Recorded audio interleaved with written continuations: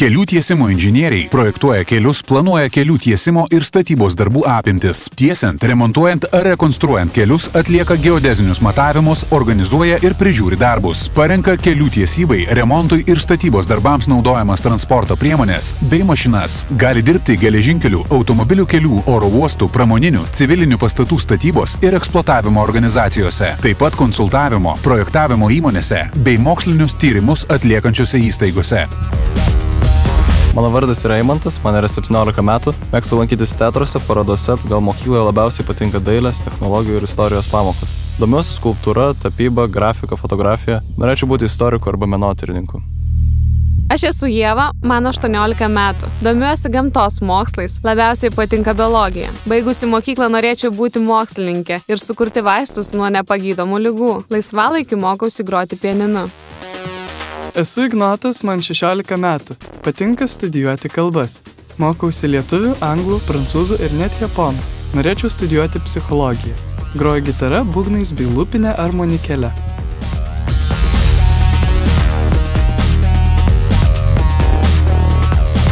Mindaugas Verikas, profesija kelių tiesimų inžinierius, pareigos darbų vykdytojas, darbo stažas 10 metų.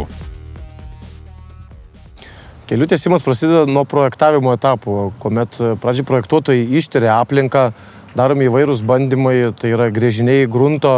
Tuomet vyksta patys projektavimo darbai popieryje, sudėliojama, kaip tas kelias turi atrodyti, kokio jo reikia pločio pagal transporto visą intensyvumą, pagal dydį.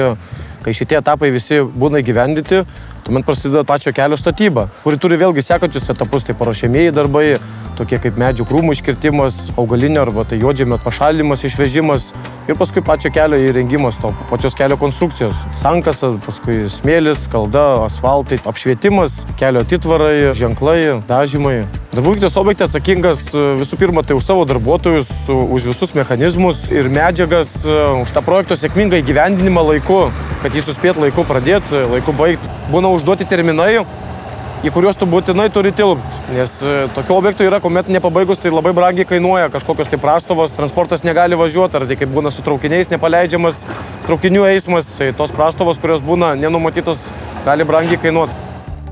Galim atsidurti vėl mažo vaiko kailyje, kai su kastuvėliu ten prie palangos kasdavai smėlį ir pirmyn atgal. Tai čia taip pat galima pakasinėti didesnė jau smėlio dėžė. Aš galvoju, kad kelią nutiesti yra daug paprasčiau, kad tiesiog sulygini, užtiesi asfaltą, viskas, ten pasirodo daug kasa, daug matuoja, tyrimus daro. Nu, šiaip ir studijos, sakė, ne iš lengvųjų yra. Pradedant nuo elementarių fizikų, matematikų, chemijų ir baigiant įvairiom taikomoji mechanika, sudėtingesnė fizika, geologiniai įvairūs tyrinėjimai, daugumo reikalaujančios tiksliųjų mokslų pagrindų. O studijuojant buvo kokios praktikos, tokiuose darbuose? Buvo praktikos, taip, ir važiavome kai kurias įmonės ir laboratorijose teko pažiūrėti. Netgi privalomos praktikos buvo, vasarą dirbdavom šiek tiek tose įmonėse ir tiek ir universitete. Darbas pakankamai įdomus. Visų pirma, tai jis nėra nuobodus, nėra kažkoks kabinetas, kuriame visą laiką sėdi. Čia visą laiką keičiasi tas pats darbas. Tiek ir objektas kitas, tai pati aplinka, netgi ir miestas kitas. Dabar reikia tą patį nivelyrą sugulšiuoti, kad jis būtų pačiam centre. Asmeninės savybės, tai imlumas tam pasikeitusiam darbui. Statybose dažnai būna, tu ar kažką tai iškasi, ar kažką atradai, ko projektuotojai nenumatė. Tai sugebėjimas toks priimti greitus ir teisingus sprendimus. Žinoma, atsakingumas, kruopštumas, pareigingumas dar. Mokėti iš tikrųjų laikyti kolektyvą prie savęs arti ir su juo bendrauti. Moteris sugebėtų vyriškam kolektyvui vadovauti, bet nežinia, ar tie vyrai būtų patenkinti. Paskui grįžtų namo iš darbo ir dar moterų klausytis, tai irgi sudėtinga. Dabar tu pažiūrėk į tą akutę. Dar. O dabar, kada parodysi gerai, viskas. O dabar tu užbrauk. Mum davėt raudonas liemenis, pats esat su geltonu, žalsvai, tai čia reiškia, ką nors? Taip, objekte mes skiriamės vieni nuo kitų tam, kad atėjęs žmogus iš pašalies, kuris šiek tiek žino apie tas statybas, ar tai techninė būtų priežiūra, ar tai kažkoks tai vyresnis asmo, jisai žino, kad baltas šalmas ir ta salotinė, vadinkim, liemenė, tai yra vadovaujantis personalas tam objekte dirbantis. Man tai patiktų, aš galėčiau su tokiu važinėti. Baigęs universitetą gali užimti darbų vykdytojo objekto vadovo pareigas, gali užimti projektų vadovo. Tai yra projektų vadovas turintis savo žinioje keletą darbų vykdytojo ir keletą objektų.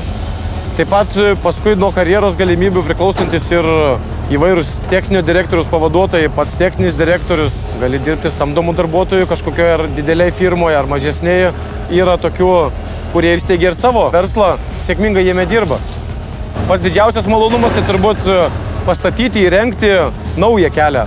Kuomet tu ateini pradžioje į objektą, tu matai pievas, miškus ir paskui po kelių tai sezonų ar po kelių metų pamatai savo tą įrengtą savo ir savos komandos įrengtą bendrą rezultatą. Atsiradusi naują visiškai kelią. Būdamas kelių inžinierium gali didžiuotis važiuodamas pro savo kelią ir nedardėdamas pro duobes. Po 20 metų atėjau savo vaikam, aš nutiesiau ten kelią Vilnius-Kaunas, Vilnius-Varšuva kokį nors dar. Mes šitą tiesim. Aš manau, kad profesija šitą yra gan perspektyvi, nes kelių visada yra, kelių visada reikės, kelius visada reikės pataisyti ir kažkam reikės visą tai suvaldyti ir sureguliuoti.